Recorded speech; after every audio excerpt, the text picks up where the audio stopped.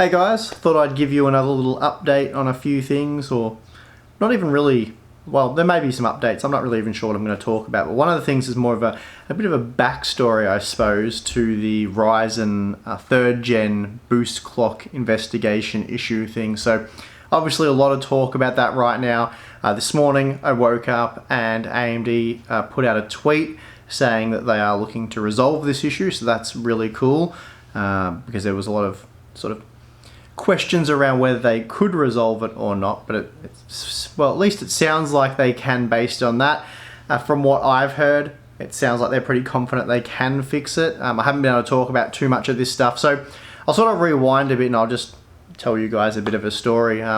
Something I haven't really been allowed to talk about, but because of this tweet, it's sort of public information now that there is a fix on the way. So yeah, I'll tell you as much as I can tell you about this little story. So quite a few weeks ago now, a lot of you, well, for a while, a lot of you have been complaining about your 3rd gen Ryzen CPU not quite hitting the advertised boost clocks. There was a couple of you with what were obviously broken boards, and you were, 300 megahertz, 200 megahertz, or whatever below the max advertised single core boost. So any boards or systems that are doing that, I'm extremely confident you haven't got like some kind of dud silicon, a really low bin CPU or anything like that. Like I'm confident all CPUs do or are capable of running at the advertised specifications. So if you've got a Ryzen CPU that's 200 megahertz below, that'll just be a board issue. There'll be something wrong with the board, not necessarily physically wrong with the board, something wrong with the BIOS, the current version, that I'm certain will get resolved in the future. Anyway, a lot of you guys were complaining about that sort of stuff. There was very few of you that were seeing what I was seeing, which was the correct boost behavior. So I thought, yeah, all right, we'll look into this. So I made the polls on the Patreon page, and it seemed like the majority of you were seeing some kind of issue, whether it was falling short by 25 megahertz, 50 megahertz, or maybe 100. So I started testing, and I was expecting to find that it was, software issues or something like that, which, I'm not defending AMD and saying it's good enough that you need to have a particular version of Windows and the chipset driver and all these steps just to get the CPU to work as it should. But anyway, I thought that'd be the case. Started testing through some boards, and then when I was like 6 boards deep into the testing, it was pretty apparent that there was definitely an issue, as some boards just weren't boosting correctly. So I thought, well, this is good. I can clear this up for you guys and let you know that probably not your CPU, because I have a proven CPU that runs at the boost clocks, and it's not doing it on all these motherboards. So I think I got about 12 motherboards tested, and it was pretty clear that, yeah, there was a bit of a mess on our hands. And I sent the information to AMD for a comment saying, look, this video is coming next week. Here's a heads up.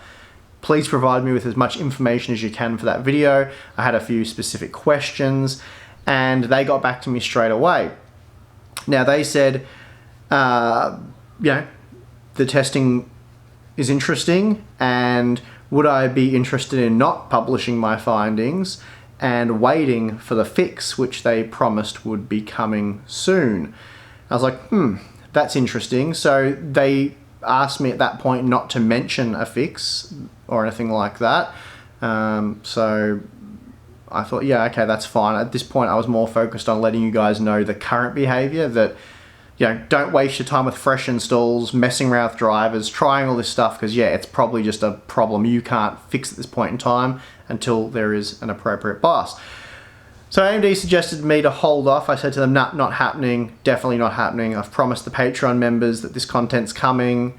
So yeah, it's coming. This is the current state. We're not going to hide the fact or delay it till you fix it. So that content's going out, and they were fine with that. They were like, yeah, okay, that's fine. We just want to let you know there is a fix on the way, but you can't talk about the fix at this point. So yeah, a bit annoying, whatever. So published the video knowing that there was probably going to be a fix. At least AMD was promising a fix, so that that doesn't exactly mean there will be a fix or it will be a solvable issue, but they were extremely confident at the time that they just needed a bit more time to optimize, and this was something they could definitely fix. So I went away and made that video. You guys have now seen that video. And yeah, since then, DeBauer has published his sort of user benchmark, his user survey, and yeah, the results are interesting, not particularly surprising. Like, we've already found that there are some boards with, you know, broken BIOSes essentially for the single core boosting anyway. Even those boards that are broken, which is why I've been calling this a non-issue, the all core, I haven't found a board that doesn't really hit the all core. I think the BioStar was pretty broken, but yeah, it's a BioStar board. But I think all the MSI, Gigabyte, ASRock, all those boards worked properly. I mean, his results were kind of all over the place because that's the nature of user data. It's just, yeah, who knows what the conditions were. He said he did his best to get rid of the troll stuff, but then that doesn't account for people who, any number of things they've done wrong. You know, it could be they had an Intel system beforehand, they merely took their boot drive out, stuck it in their Zen system, fired up, oh, it works, you know, install the chipset driver and away they go. You're going to have massive problems doing that. It could be malware as well. There could be any number of issues. So who knows? Did the vast majority of people in that survey have a fresh install of Windows? And at the very least, when you're building a new system, you have to have a fresh install of Windows. Did they have the chipset driver installed? I know he had a lot of things he had to fill out. So anyway, it's far from concrete evidence for me. And then I found his conclusion really off base, a bit strange. Like, as far as I could tell, he was sort of suggesting it was a bit of everything, but he seemed to suggest that it definitely was something that AMD couldn't fix, and that it was due to poor binning, so CPU silicon quality. Well, sorry, it just got really sunny in here, so I just adjusted the camera. I'm probably going to have to adjust it back in a second. That's the problem without filming with continuous lighting. Anyway, so basically what I'm trying to say is that the results are all over the place and it's hard to draw any real conclusions from that. You really, for something this difficult to pin down, you really need to do controlled testing. So I would have rather see DeBauer get either a whole heap of CPUs or a whole heap of motherboards, or a whole heap of motherboards and a whole heap of CPUs, test them all out and try and find where the problem lies. And when I did that, it seemed to me that it was definitely the motherboards, because I could take a CPU that was known to boost correctly, and then you'd see correct boost behavior on some boards, but then incorrect boost behavior, or at least it falling short on a lot of other boards. And we mentioned on the live stream, I was concerned, even though I've got way too many 3rd gen Ryzen CPUs at this point. I've bought a lot, and I've been given a lot, and they all work. I haven't got a single, out of the almost 24 CPUs I now have, I haven't got a single one that doesn't boost as it should on motherboards that are proven to work correctly. So all of them have, you know, the silicon that does what it's supposed to do. And then I had IbSlice drive all the way over to my place. We tested his 3900X, which wasn't boosting correctly on his board. We found it boosted really well on my board. It actually beat my CPU by a little bit for a brief moment. Point was, they were basically identical.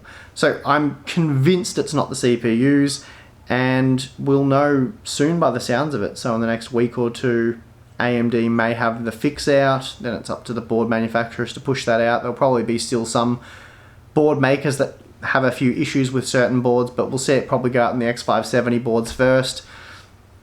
And hopefully that addresses this non-issue. And for those of you that are missing out on your 1% performance, if that, you'll get that back. And the boards that are really broken, that are 300 megahertz below, well, this won't necessarily fix that. There's some other issue there that they've got to address. So anyway, that's that. Yeah, known the fix is coming for a while, or at least expected a fix for a while. Hopefully we do see it soon, like I said.